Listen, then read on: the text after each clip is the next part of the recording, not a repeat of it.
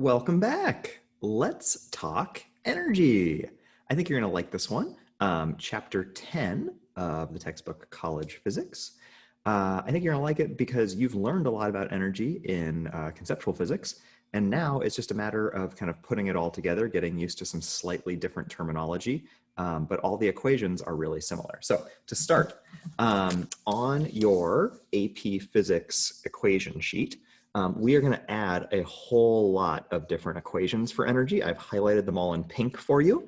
There are equations for kinetic energy, for work, for power, rotational kinetic energy, spring constant, spring potential energy, and gravitational potential energy. So a lot that we're adding in here. With that said, they all function pretty similarly. So let's jump in and take a look. All right, so we start with this energy model. Basically, it's an idea that we should look at all of the different types of energy within a system.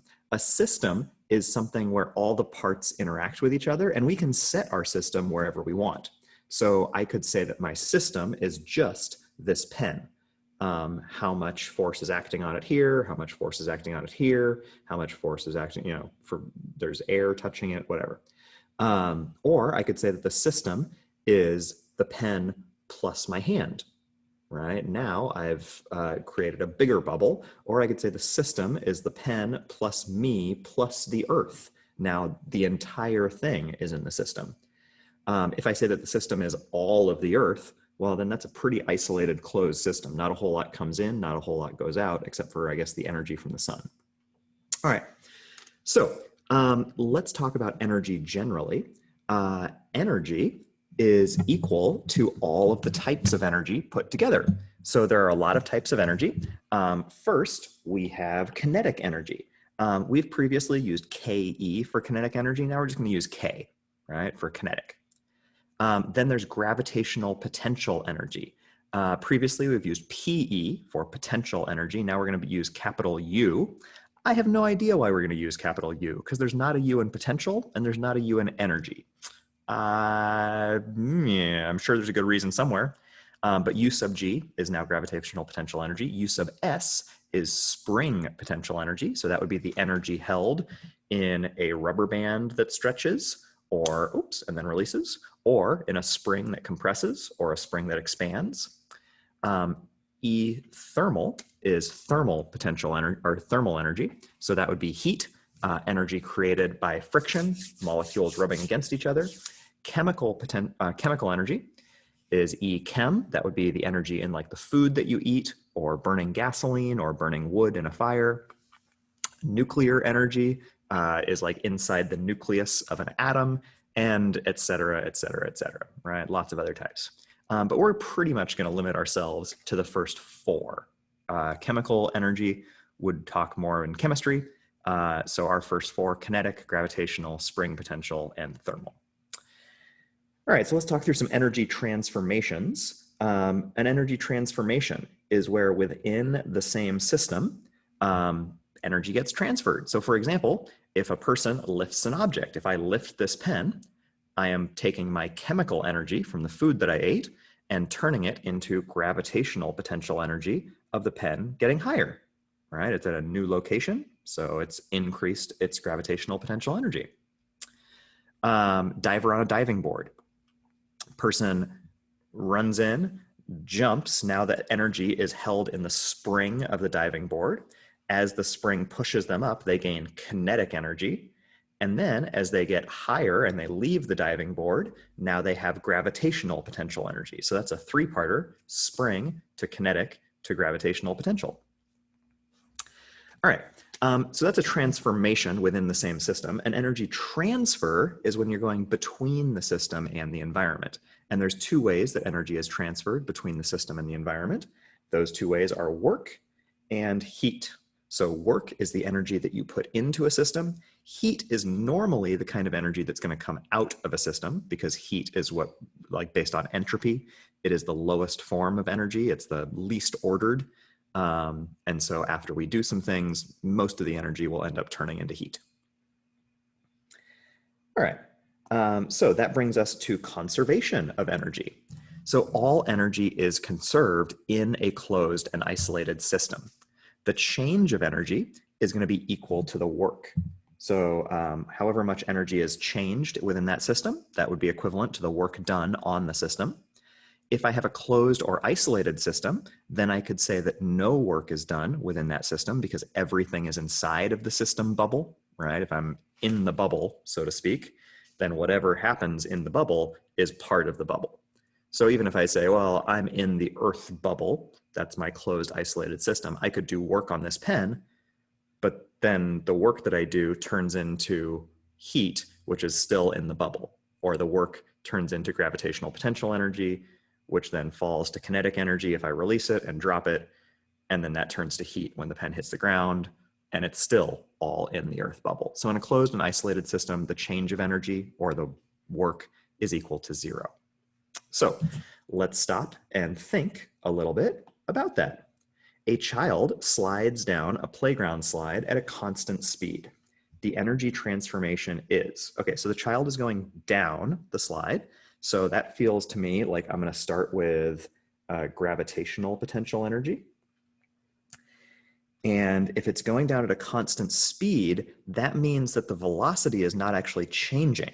So the kinetic energy is not changing, although she is moving. So the child is moving, so that would be going to kinetic, but the velocity is not increasing. And normally, if I'm dropping an object, it should be accelerating downwards.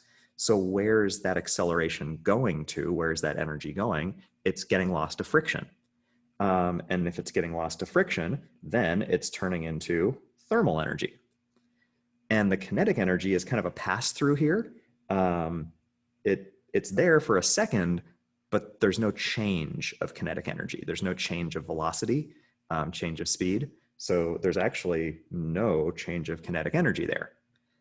So I could understand going gravitational to kinetic. I could understand going kinetic to thermal, but I think overall I'm going from gravitational to thermal, which is D, gravitational to thermal. Okay. Next, let's talk work. So work is equal to the force applied over a distance. And I've put in this little subscript, the force parallel times the distance. So work has to be in the direction of the movement, the direction of displacement. So if I take a look over here, if I'm undergoing a displacement, which is shown in blue here, then I have to pay attention to the force going in that direction. In this case, the force going in that direction would be the horizontal component of force. So if I'm at a certain angle off of vertical, so my overall force is that way, maybe I'm pulling it with a string and there's like an angle on that string, then the opposite side over here would be the sine, the adjacent side would be my x component, and the adjacent side would be the cosine. So it would be the cosine of theta times the overall force. So I'm only paying attention to the component of force, the x component of force, if the displacement is to the x, is in the x direction. Or I'd pay attention to the y if the displacement was in the y direction. So thinking about that, if I'm pulling at an angle and I'm doing work at an angle, that means my work is equal to my force, cosine theta, times the displacement. Or so FD cosine theta. I put my FD together, and then the cosine is really the cosine of theta times the F, but we're multiplying, so we can put them in any order we want. All right. Now, if the force is perpendicular to the displacement, so if I'm just pulling straight up, then there would be no work done. And there'd be no work done because there's no parallel component of the force. There's no component of force in the x direction. So for example, here is my direction of displacement. It's going to the side, to the right. If my force is totally vertically, well then what's the x component of my force? The x component of my force is 0. So I'm doing no work in the same direction as the displacement. So there is no overall work, right? It would be 0 times the displacement. Taking a look at that in another way, in this case, there are clearly forces being applied, but there's no work done. This person is holding the barbell above their head. They're not moving it. They are exerting a force up, but the displacement is 0. So the work done is 0. In this case, the lady is carrying the suitcase sideways, forwards, but the force she's exerting is vertical. Since the force is vertical, the horizontal component of the force is 0, and the total work done is 0. And then finally, in this last case, this person is pushing on a wall. Well, the wall isn't going anywhere. So if you push really, really hard on a wall, but there's no displacement, the person is displaced, but the wall itself is not, then she does no work on the wall. There is no work done because there's no displacement on the wall. All right. Let's take a look at a work problem. A strap inclined upwards at a 45-degree angle pulls a suitcase through the airport. The tension in the strap is 20 newtons. How much work is done? How much work does the tension do if the suitcase is pulled 100 meters at a constant speed? All right, let's sketch that out. So I've got my suitcase here. I have a strap on my suitcase that goes up like that. Oh, should be a little bit steeper because it's a 45-degree angle, right? So there's my 45-degree angle. The tension is 20 newtons, so that's a force, right? Force is 20 newtons. And then I'm going to end up pulling it a total distance of 100 meters. That's a distance. Okay, so since this is an angle, I'm going to use my equation. Work equals force times distance times the cosine of theta. Plug in my values, 20 newtons times 100 meters times the cosine of 45. And that gives me a final answer using a calculator. 2000 cosine 45, 1,414. So I'll do 1,400 work. It's joules. Okay, so that's another good piece. The unit of energy is joules. So let's show where that came from. That was 1,400. Now the units that I had were newtons times meters, and a newton times meters we call a joule. And that's Joule. Joules. Nice. All right, let's do another stop and think. Which force does the most work? Okay, so for this one, the displacement looks the same in all these cases. These blue arrows seem the same length, boom, boom, boom. So the part that's changing is going to be the component of force. So in this first one, the x component of force, the component of force that's going in the same direction as displacement, is 0, right? It's all vertical. I don't see any horizontal. This one is easy. That has a horizontal component of 6 newtons. This one is 8 newtons at a 60-degree angle. So I need to do 8 times the cosine of 60. And that gives me 4, because the cosine of 60 is a half. So this one has 4 newtons horizontally. So which force does the most work? That would be the force that actually has the greatest component. That one, the 6 Newton force. Wonderful. All right. So let's head back up and look at our next form of energy, kinetic energy. So kinetic energy. We have an equation for kinetic energy. It is 1/2 the mass times the velocity squared. If we look at the change of kinetic energy, the change of kinetic energy would be 1/2 of the final of the mass times the final velocity squared minus 1/2 of the mass times the initial velocity squared. And we want to treat those two things as separate, the final velocity and the initial velocity.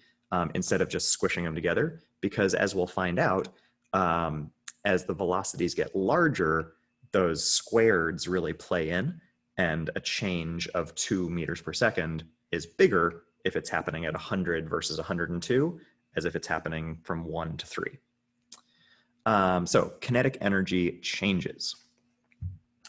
Compare the increase in a 1,000 kilograms car's kinetic energy as it speeds up by 5 meters per second, starting from 5 meters per second, to its increase in kinetic energy if it speeds up by 5 meters per second, starting from 10 meters per second.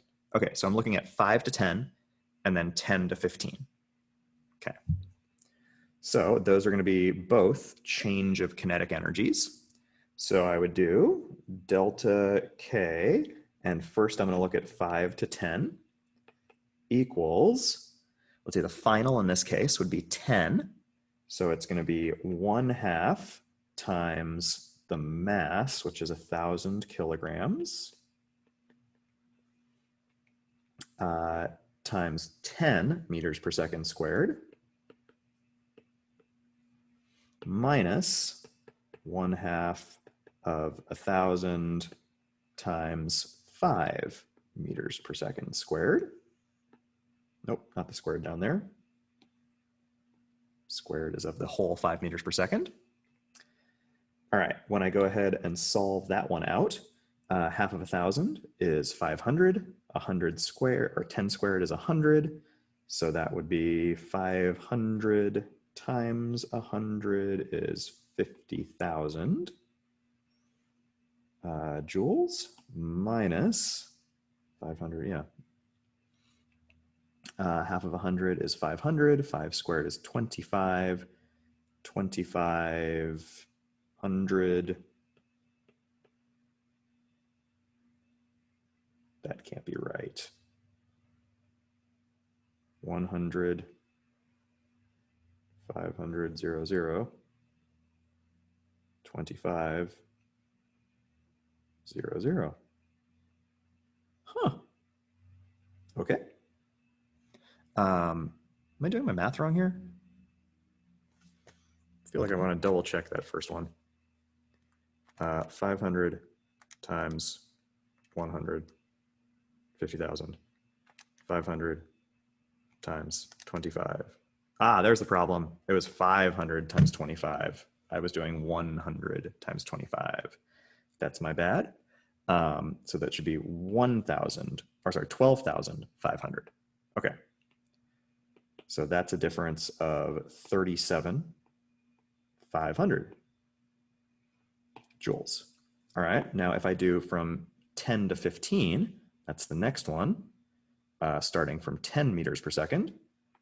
So the change of kinetic energy from 10 to 15 is going to be equal to the 15 one, which would be 1/2 times 1,000 kilograms times 15 meters per second squared, minus, well, I've already got the answer for the 10 one, so that would be minus 50,000 joules, right? Because I just solved for that one up there.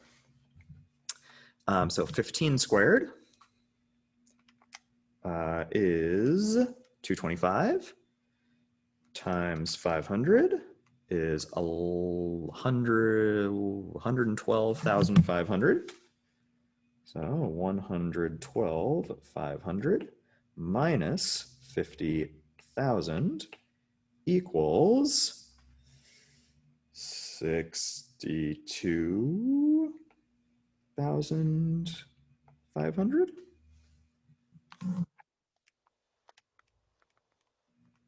Yeah, good. Okay, so from 5 to 10, it's 35,700. From 10 to 15, it's 62,500. And that's all it asked me to do, compare them. It is larger from 10 to 15. So as the numbers get bigger, because I'm squaring, the difference gets more significant. Okay, let's take a look at another one. A 2-man bobsled has a mass of 390 kilograms. Starting from rest, The two racers push the sled for the first 50 meters with a net force of 270 newtons.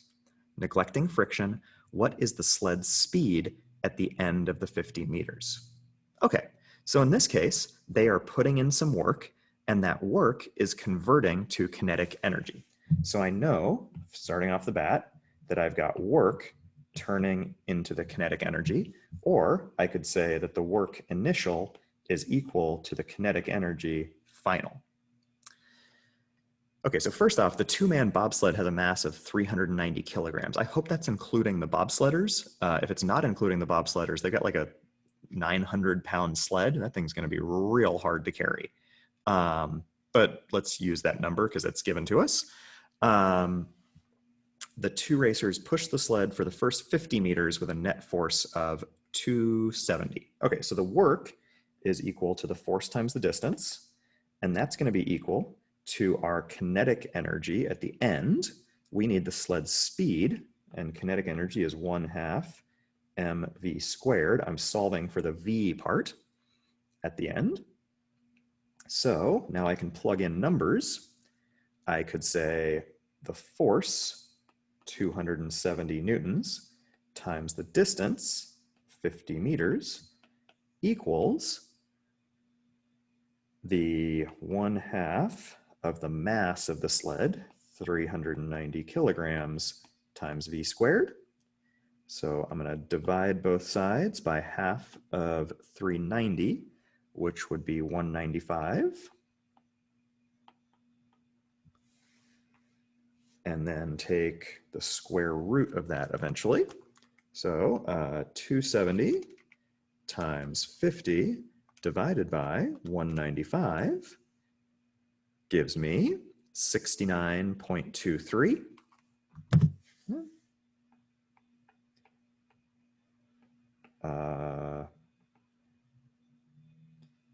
Equals velocity squared.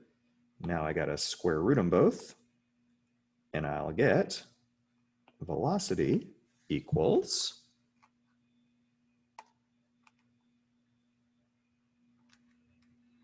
8.3 meters per second. That puts us maybe close to 20 miles an hour, and that seems reasonable. They could get a sled going close to 20 miles an hour at the beginning of a bobsled if they're pushing it for 50 meters. So that's pretty fast. But I know that like NFL running backs can get up to 20, 22 miles an hour. So they could probably push that for a real quick acceleration. All right, so that seems good. All right, let's do a stop and think. Rank in order from greatest to least the kinetic energies of the sliding pucks. Ooh, sliding puck. Okay, so let's see, I have the mass and I have the velocity squared. So I'm just going to write out that kinetic energy equals mass times velocity squared. Technically it's 1/2 mass times velocity squared, but the 1/2 is going to be the same for all of them. Okay, so starting here, I have 1 times 2 squared.